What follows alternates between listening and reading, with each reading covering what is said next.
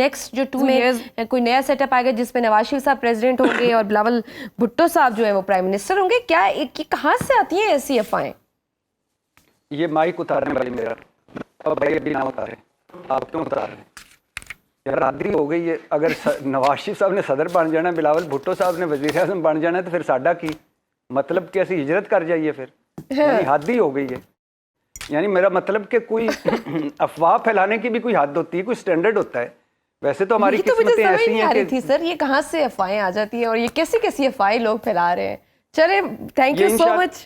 जी जी जी बोलिए। फिक्र ना करें, मैं अफवाह बाजों को पे नज़र रखता हूँ और अगली मरतबा बताऊंगा कि ये क्यों फैलाते हैं ऐसी अफवाहें।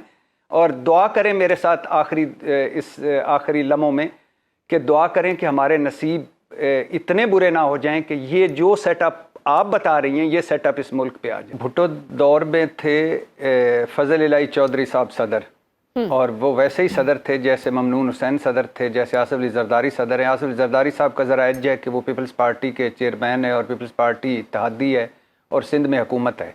अदरवाइज़ जो इख्तियारात उनके पास हैं वो वैसे ही हैं जो ममनून हुसैन के पास थे, जो रफ़ीक तारड़ के पास थे, जो उस वक्त भुट्टो दौर में फजल इलाही चौधरी के पास थे। तो फजल इलाही चौधरी के पिंड का, गुजरात के करीब उनका पिंड है, तो पिंड का बंदा आया उनसे टेलीफोन कनेक्शन लगवाने के लिए। तो वो उन दिनों टेलीफोन जो था वो बहुत बड़ा एक मार्का होता था कि जो घर टेलीफोन जिसके लग जाता था। तो उसने आके फजल इलाही चौधरी साहब से कहा कि मेरा टेलीफोन लगवा दें। तो फजल इलाही चौधरी साहब सोच में पड़ गए। तो बंदे ने पूछा कि आप क्या सोच रहे हैं? उसने कहा मैं सोच रहा हूँ कि कोई टेलीफोन के महकमे में मेरा वाकफ़ है कि नहीं। उसने कहा सर आप सदर हैं, आप सदर ममलकत हैं, आप फ़ोन करेंगे जिसको वो लगा देगा। तो मैं पहली बात तो ये कि हैरान हूँ कि जो शहबाज शरीफ साहब ने सोहेल अफरीदी को कहा कि मैं पूछ कर बताता हूँ, मतलब बडियाला जेल के सुप्रीटेंडेंट से ही पूछना चाह रहे होंगे, जाहिर है, और किससे उन्होंने पूछना है। दूसरी बात, ये गैर आइनी है, गैर कानूनी है, गैर इखलाकी है, गैर सियासी है, गैर इंसानी है ये तर्ज अमल, और गैर जमहूरी है कि अगर सोहेल अफरीदी इमरान खान से मिलना चाहते हैं तो उनको नहीं मिलने दिया जा रहा, और उनको अदालत में आना पड़ रहा है, और उनको हल्फ के लिए भी अदालत में जाना पड़ा, और उनको इमरान खान से मिलने के लिए भी अदालत में आना पड़ा। और फिर उसके बाद आप कहते हैं कि वो हमारे साथ तावन नहीं करता।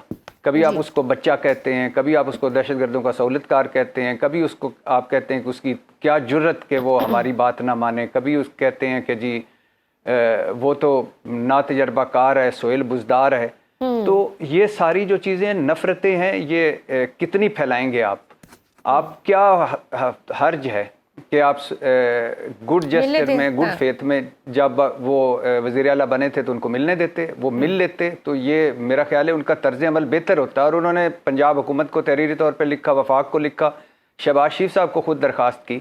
तो इसके बावजूद अभी कोई इतलात आ रही थी जब मैं आ रहा था तो कि शहबाज शरीफ साहब ने हिदायत की है कि पता नहीं किसको हिदायत की है कि उन्हें मिलने दिया जाए। लेकिन ये काबिल मुज़म्मत है और शर्मनाक है ये वफाक का ये सलूक खैबर पख्तूनख्वा के साथ। बिल्कुल, अभी जिस तरह के ड्रामेबाज का मकल, ब्लैकमेलर जैसे अल्फाज इस्तेमाल करी है हुकूमत वज़ीर आला खैबर पख्तूनख्वा के हवाले से, और फिर वो रिएक्शन भी वहाँ से आ रहा है। अब सोहेल अफरीदी साहब भी वज़ीर आज़म शहबाज शरीफ के बुलाए गए इजलास में नहीं गए, और काबीना भी अभी नहीं बनी। उन्होंने कहा है कि जब तक मुलाकात नहीं होगी मैं डिस्कस नहीं करूँगा तो नहीं बनेगी, और उन्होंने मुज़म्मिल असलम को इजलास में भेज दिया।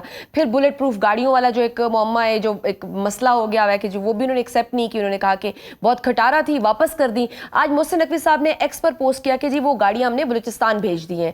फिर ये किस तरह से ये फेडरेशन और खैबर पख्तूनख्वा के मामलात चलेंगे? पहली बात तो ये कि जैसे आपने अभी कहा कि मुजम्मल को भेजा उन्होंने और अपने चीफ सेक्रेटरी को भेजा इस इजलास में, और उन्होंने कहा, दूसरा एतराज़ उनका ये था कि जो एजेंडा दिया गया था उसमें लॉ एंड ऑर्डर नहीं था, उसमें अफ़गान मुहाजिरीन के बारे में था, और मैंने उनको कहा था कि जब आप दोहा मुज़ाकरात करके आएँ तो हमें भी ब्रीफ़ करें, तो वो भी ब्रीफ नहीं किया गया, जिसकी वजह से मैं नहीं गया। और दूसरा, 15 साल पुरानी गाड़ियाँ जो एक निजी इदारे के ज़ेर इस्तेमाल रह चुकी हों, आप अंदाज़ा करें कि 1.25 लाख है फोर्स खैबर पख्तूनख्वा की, और उसको 3 गाड़ियाँ दी जा रही हैं, और उस पर इतनी बातें सुनाई गई हैं कि तेरी ये जुर्रत कि तू गाड़ियाँ वापस कर दे। अब बलूचिस्तान को दे दी गई हैं। नेशनल एक्शन प्लान में था कि आप सूबों की पुलिस को, सूबों के लॉ एंड ऑर्डर के इदारों को आप ट्रेंड करेंगे, उनकी तरबियत करेंगे, उनको इक्विप्ड करेंगे, यानी उनको असला देंगे, उनको आप इस काबिल बनाएंगे कि वो लड़ सकें। अब मुझे बताइए कि 1.25 लाख बंदे उन 3 बुलेट प्रूफ मोहसिन नकवी साहब की गाड़ियों में बैठकर वो किन किन से लड़ेंगे, और अब बलूचिस्तान को दे दी गई हैं तो बलूचिस्तान में क्या वो तीर मार लेंगी। तो ये एटीट्यूड होता है। आप वफाक में आएँ कभी, इस्लामाबाद में आपका आना हो तो देखिएगा शहबाज शरीफ साहब के साथ कितना प्रोटोकॉल चल रहा होता है, मोहसिन नकवी साहब के साथ कितना प्रोटोकॉल चल रहा होता है। आसिफ अली जरदारी साहब लाहौर गए तो उन्होंने अपने स्क्वाड के अलावा 2 और बुलेट प्रूफ गाड़ियाँ मांग ली, 20 कमांडोज मांग लिए, और इसी तरह बाकी सारे छोड़ें, नवाज शरीफ साहब के साथ 25-25 गाड़ियाँ चल रही होती हैं।